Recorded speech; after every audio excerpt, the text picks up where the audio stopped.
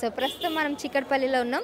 ప్రజాపాలన ప్రజల వద్దకే పాలన అన్నట్టుగా కాంగ్రెస్ ప్రభుత్వం తీసుకొస్తున్న ఈ అభయహస్తం ఏదైతే ఉందో దీనికి మంచి ఆదరణ లభించిందని చెప్పాలి.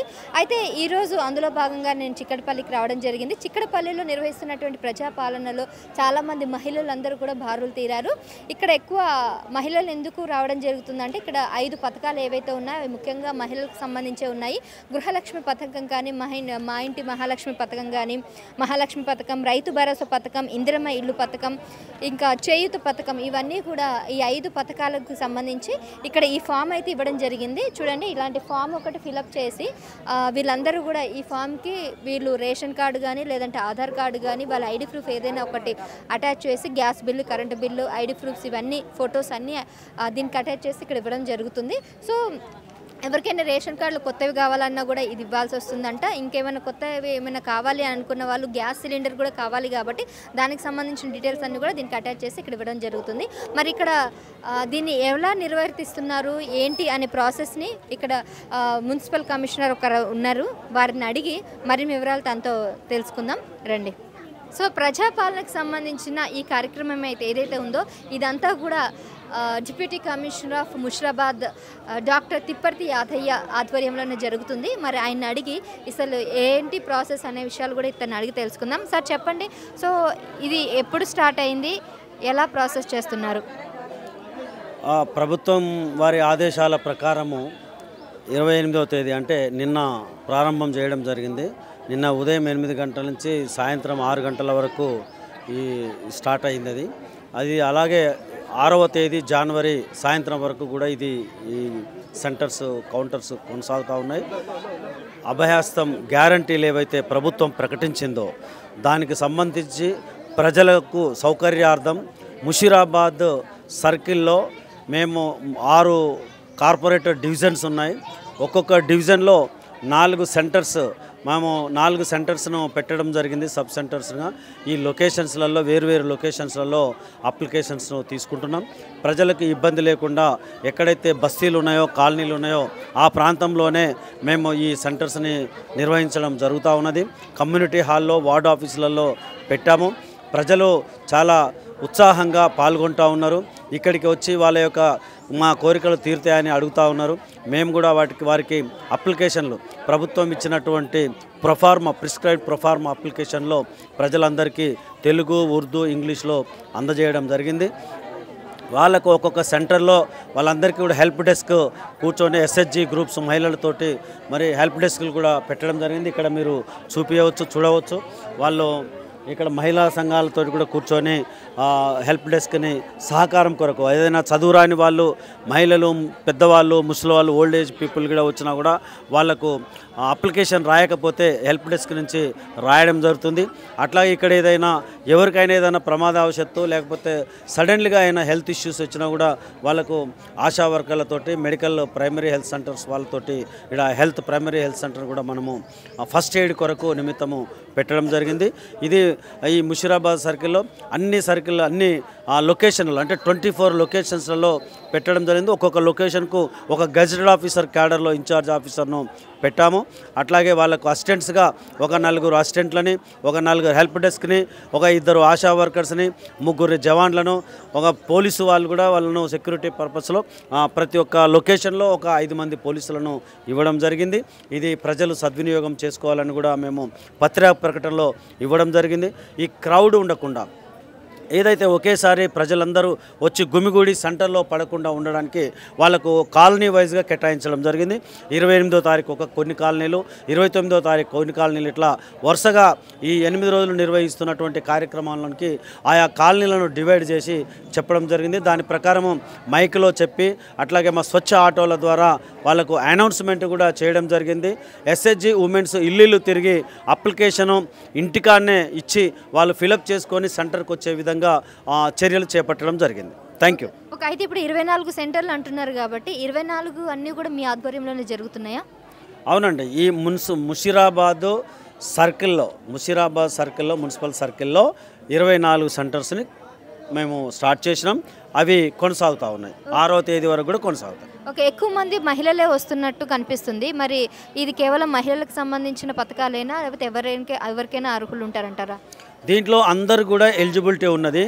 కాకపోతే ఏమంటే పురుషులు ఆయా ఉద్యోగ రంగాలలో అక్కడెక్కడ మరి పార్ట్ టైం ఉద్యోగాలలో ఇట్లా వాళ్ళు పని చేసుకోవడానికి వెళ్తున్నట్టుంది. మేము అడిగినప్పుడు చెప్తా ఉన్నారు వాళ్ళు మహిళలు, మీరు ఎందుకు వస్తున్నారు అని అంటే, మా హస్బెండ్స్ కూలి పని చేసుకోవడానికి పోతారు, వేరే ప్రైవేట్ ఉద్యోగం చేస్తానికి పోతున్నారు, కాబట్టి మరి మేమే ఇంట్లో ఉండేది, మేము అందుకొరకే మేము వచ్చి అప్లికేషన్లు పెట్టుకుంటామని అడుగుతూ ఉన్నారు. ఎందుకంటే వాళ్ళు ఎక్కువ కూడా ఈ గ్యాస్ కనెక్షన్స్కి సంబంధించింది, ఇల్లులకు సంబంధించి ఇల్లు జాగాలకు ఇల్లు కట్టించడానికి ఇందిరమ్మ ఇళ్ళ గురించి కూడా ఎక్కువ అడుగుతూ ఉన్నారు. చాలామంది అక్కడెక్కడ రేషన్ కార్డులు కూడా అడుగుతూ ఉన్నారు.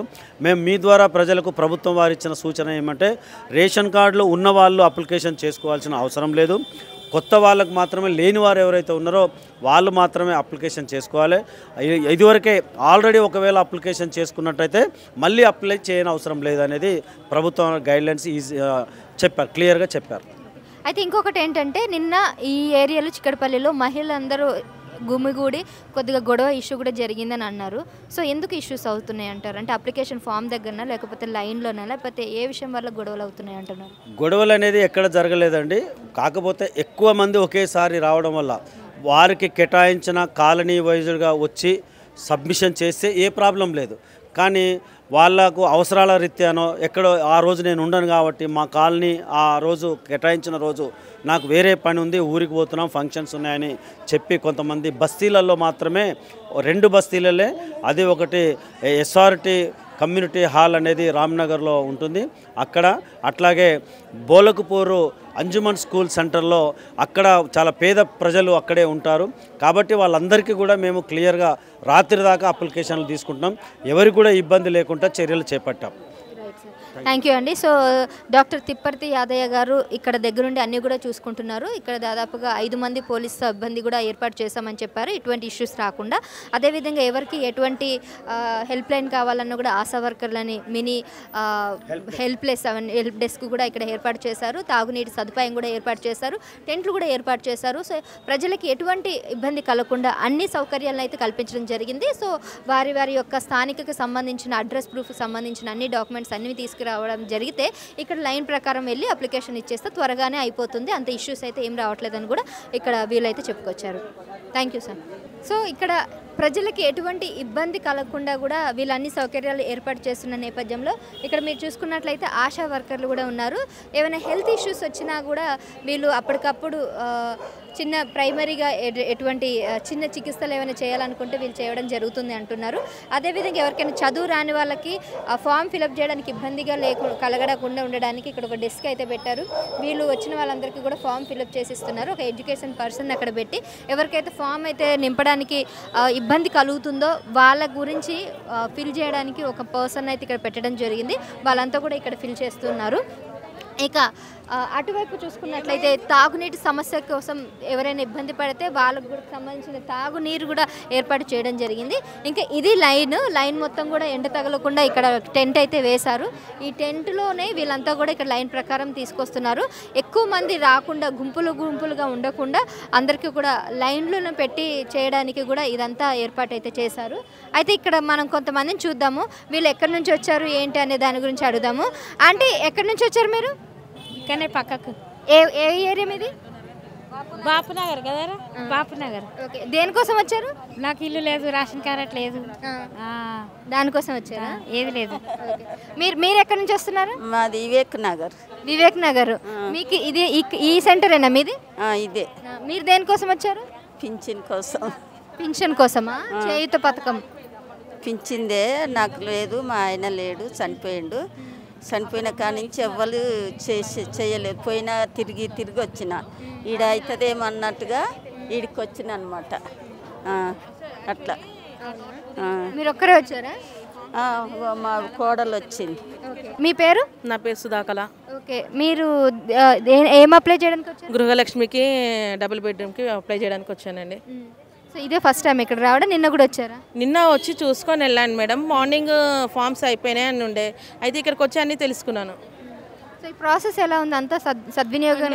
ఇప్పుడు మనకి తెలంగాణ లోపల మనం ఒక మెంబర్ అది ఖచ్చితంగా మనం ఒక స్త్రీ అనేది ఇది ఉన్నతగా బ్రతకాలి, మంచిగా బ్రతకాలి అనే ఒక స్కీమ్ అనేది ఇతను పెట్టిండు కాబట్టి అది అప్లై చేసుకుంటున్నాం. అది వస్తుందా రాదా అన్న కాన్ఫిడెన్స్ అనేది మాకు ఉన్నది అన్నది సార్ మీదే ఆధారపడింది, రేవంత్ సార్ గారు. ఇప్పుడు రేవంత్ సార్ గారు న్యూగా వచ్చారు కాబట్టి వాళ్ళు ఎంత మట్టుకు ఈ రాష్ట్రాన్ని పరిపాలించి ఎంత మంచిగా తీసుకొస్తున్నారో ఇక ముందు ఇంకా ఇలాంటివన్నీ మంచి చెయ్యాలి, అభివృద్ధిలోకి రావాలి, రాష్ట్రాన్ని ఒక స్టేజ్కి తీసుకురావాలి. ప్రతి స్త్రీకి మంచి ఇది ఇచ్చాడు కదా, ఇప్పుడు ఇవన్నీ అప్లై చేస్తున్నాం. మాకు వస్తుందా రాదా అనేది మాకేం లేదు, కానీ ప్రజల్లో మేము ఒకలం మాకు వస్తుందని నమ్మకంతో మేము పెట్టుకుంటున్నాం సార్ వాళ్ళు. మీకు కాంగ్రెస్ ప్రభుత్వం వచ్చిన తర్వాత ఏమనిపిస్తుంది? కాంగ్రెస్ ప్రభుత్వం అంతా ఇప్పుడు అంటే ప్రజెంట్ ఇంకా ఆయన పరిపాలించాలి కదా. ఆయన ఇప్పుడు ప్రజెంట్ ఇక్కడ 1 month అవుతుంది. ఆయన చెప్పే టాక్స్ ఇవన్నీ వింటున్నాను. సో ఆయన మీద కాన్ఫిడెన్స్ అనేది ఇంకా పెంచుకోవాలంటే ఆయనకి లయన్ ఆఫ్ ది పవర్గా చూపించుకుంటేనే అది రాష్ట్రానికి ఒక సీఎంగా మంచిగా అనిపిస్తుంది. సో ఇదే అండి, ఇక్కడ పొద్దున్న నుంచి కూడా చాలామంది వచ్చారు. ఇక్కడ ఇంకొకరు ఉన్నారు. చెప్పండి మేడం, మీరు ఎక్కడి నుంచి వస్తున్నారు? మేము ఇక్కడనే ఈ ఏరియాలో ఉంటాం. కానీ మాకు ఒక డౌట్ అండి, ఇప్పుడు రెంట్ వాళ్ళు రెంట్కి తీసుకొని ఆధార్ కార్డు అప్లై ఇచ్చేస్తే అయిపోతుంది అంటున్నారు. ఆధార్ కార్డు దగ్గరనేమో వేరే రెంట్ అడ్రస్ ఉంటుంది. రీసెంట్గా రెంట్కి చేంజ్ అయిన వాళ్ళు మళ్ళీ ఎట్లా అప్లై చేయాలి? పాత అడ్రస్కి వెళ్తే మరి ఇక్కడ లేరు అని చెప్పేసి ఎంక్వైరీలో తేలింది అనుకో, మా రేషన్ కార్డు రద్దు అయినట్టేనా? ఆ డౌట్. అయితే ఇప్పుడు వీళ్ళు అయినప్పుడు మాకు ఇస్తారా ఇవ్వరా? మరి అప్లికేషన్ పెట్టినందుకు ఆ అడ్రస్కి వెళ్ళేసి వాళ్ళు ఎంక్వైరీలో మరి ఇంతకు ముందుకు ఉండే ఇక్కడ రీసెంట్గా ఖాళీ చేసి వెళ్ళిపోయారు, మరి ఇక్కడ లేరు ఇప్పుడు అనేసి అంటే అది రద్దు అయినట్ట రద్దు కానట్ట అని. ఎందుకంటే రీసెంట్గా మేము రెంట్కి వచ్చాము ఇక్కడికి చిక్కడపల్లికి. మేము ఇంతకు ముందుగా అశోక్ నగర్లో ఉండే, అక్కడ నుంచి ఇక్కడికి వచ్చి మేము వచ్చి 15 days కూడా కాలేదు రీసెంట్గా వచ్చి. మరి ఇప్పటికిప్పుడు అన్ని చేంజ్ కావాలంటే ఈ 15 daysలో ఏవి చేంజ్ కావు కదా. మరి అశోక్ నగర్ అడ్రస్కి ఇమ్మంటే ఇస్తున్నాము అశోక్ నగర్కి అడ్రస్కి వెళ్ళి, కానీ అక్కడికి వెళ్తే మేము ఇక్కడ చేంజ్ అయినాం కదా అని ఇక్కడ అనేసి అంటున్నారు. ఇక్కడ అడుగుతానేమో మీకు ఆధార్ కార్డులో అక్కడ అడ్రస్ ఉంది కదమ్మా అని అక్కడనే అప్లై చేయమంటున్నారు. మరి అప్లై చేస్తాము అక్కడ, మరి అక్కడ వాళ్ళు రెంట్ ఖాళీ చేశారు అంటే మరి అది రద్దు అవుతుందా రద్దు కాదా అది మాకు కాన్ఫిడెన్స్ రావట్లేదు. మరి రేషన్ కార్డు మాకు వస్తుంది అన్నట్ట రాదన్నట్ట? ఇప్పుడు రేషన్ కార్డులు ఖచ్చితంగా ఉన్నటువంటి మ్యాండేటరీ ఏంటంటే ప్రజెంట్ అడ్రస్, అంతేనా? కంపల్సరీ కావాల్సింది రేషన్ కార్డు. ఇప్పుడు ఇవన్నీ ఫామ్ ఫిల్అప్ చేస్తారు, రేషన్ కార్డు లేకుండా ఫామ్ ఫిల్అప్ చేయడం కుదరదు. ఏదో ఫార్మాలిటీకి ఇస్తున్నారు కానీ అందులో ration number compulsory card number mention చేస్తున్నారు. మరి ఇప్పుడు అది లేదు. ఓకే రేషన్ కార్డులు కూడా ఇస్తున్నాం కదా అంటున్నారు, కనీసం ఆ రేషన్ కార్డు అయినా ఇప్పుడు ఈ రెంట్ వాళ్ళ పరిస్థితి ఏంటి అని. ఇప్పుడు ఈ మంత్లోనే రెంటు ఇల్లులు చేంజ్ అయిన వాళ్ళు మరి అడ్రస్ ఆధార్ కార్డులో ఒక అడ్రస్ ఉంటుంది, మరి రెంట్ చేంజ్ అయిన వాళ్ళది రెంట్ అడ్రస్ ఒక అడ్రస్ ఉంటుంది. మరి ఏ అడ్రస్ కానీ మేము ఇవ్వాలి? ఆధార్ కార్డు అడ్రస్సే ఇస్తే మరి అక్కడ ఎంక్వైరీలకు వీళ్ళు వెళ్తే ఇక్కడ ఉండడం లేదు అనేసి అంటే మరి అది రేషన్ కార్డు రద్దు అవుతుందా? అండ్ ఇంకొకటి 6వ తారీఖు వరకు మాత్రమే ఉంది. ఇది 6వ తారీఖు వరకు మాత్రమే ఉంది. మేము ఏమన్నా చేంజ్ చేసుకోవడానికి కూడా ఇప్పుడు ఏం లేదు. అక్కడ మీ సేవలో అడ్రస్ చేంజ్ చేసుకుందామా అంటే 15 days టైం పడుతుంది. ఇంకొకటి ఏంది, చాలా పెద్ద లైన్లు కొట్లాటలు గందరబిందరంగా ఉంది. పొద్దున ఎప్పుడో 6 o'clock వెళ్ళి టోకన్ తీసుకోవాలి అనేసి అన్నట్టు. అది కూడా డైలీ 80 members కంటే ఎక్కువ టోకన్స్ ఇవ్వట్లేదు. మరి ఎట్లా అప్లై చేస్తారు? ఎట్లా గుద్దులు తన్నులు వీటితోని మరి అడ్రస్ ఎట్లా చేంజ్ చేయించుకోవాలి? అడ్రస్ చేంజింగ్ మొత్తం కావడానికి 15 daysకి మళ్ళీ కొత్త రేషన్ కార్డు కొత్త ఆధార్ కార్డు వస్తుంది. మరి 15 days లోపల 6th లోపల ఇది క్లోజ్ అయిపోతుంది. మరి మేము ఎప్పుడు అప్లై చేయాలి? ఓకే, అయితే 80 members మాత్రమే ఇస్తున్నారు అక్కడ? 80 members మాత్రమే ఇస్తున్నారు. ఆధార్ కార్డు అప్డేషన్కి చేస్తే మన అడ్రస్ ప్రూఫ్కి కానీ ఏదైనా బయోమెట్రిక్ కూడా చేయించుకోవాలి. 5 years దాటిన తర్వాత బయోమెట్రిక్ కంపల్సరీ అనేసి అని అంటున్నారు. మరి బయోమెట్రిక్ చేయించుకోవాలంటే కూడా ఇప్పుడు మనకు టైం పడుతుంది కదా, ఆ టైం లోపల ఇవి అయిపోతుంది కదా. సో ఈవిడ చెప్పిన దాంట్లో పాయింటే ఉందండి. సో జనరల్గా ఆధార్ కార్డు అప్డేషన్ ఎవ్రీ 5 yearsకి అయితే చేయాలి. సో ఆధార్ కార్డు అప్డేషన్ చేసినప్పుడు కనీసం అది 1 week అయితే పడుతుంది. పైగా ఇంకొకటి, ఈ సేవలో మాత్రం కేవలం 80 tokens ఇస్తున్నారు, అంతకంటే ఎక్కువ మంది ఇవ్వట్లేరు. అండ్ ఆధార్ కార్డులో ఏదైనా అడ్రస్ చేంజ్ చేయాలన్నా కూడా కనీసం వారం రోజులు పైనే పడుతుంది. వీళ్ళు మాత్రం 27, 28 తారీఖు నుంచి, ఏ తారీఖు నుంచి స్టార్ట్ చేశారు? 28 నుంచి 6 తారీఖు వరకు మాత్రమే స్టార్ట్ చేసి 6 వరకు మాత్రమే ఉంది ఇది. సో 28 నుంచి 6 వరకు ఇది చేయాలి ప్లస్ అవి చేంజ్ చేయాలంటే ఎలా కుదురుతుంది అనేది ఇక్కడ ప్రజల యొక్క ఆలోచన. మరి వాళ్ళన్నది కూడా నిజమే. ప్రభుత్వం దీని గురించి ఒకసారి ఆలోచించి ఈ డేట్ని అయితే పొడిగించితే కనుక బాగుంటుంది అని అంటున్నారు. లేదు అంటే కనుక ఇంకొన్ని రోజులు టైం పడితే, అంటే ఇంకొన్ని రోజులు కనుక మనకి ఇచ్చినట్లయితే మేము అన్నీ కూడా చేంజ్ చేసుకొని తర్వాత అప్లై చేయడానికి బాగుంటుందని చెప్పేసి వీళ్ళు కోరుతున్నారు. మన ప్రభుత్వం అధికారులందరూ కూడా దీని మీద ఒకసారి దృష్టి పెట్టాలని కూడా మనం చేసుకుంటున్నాం.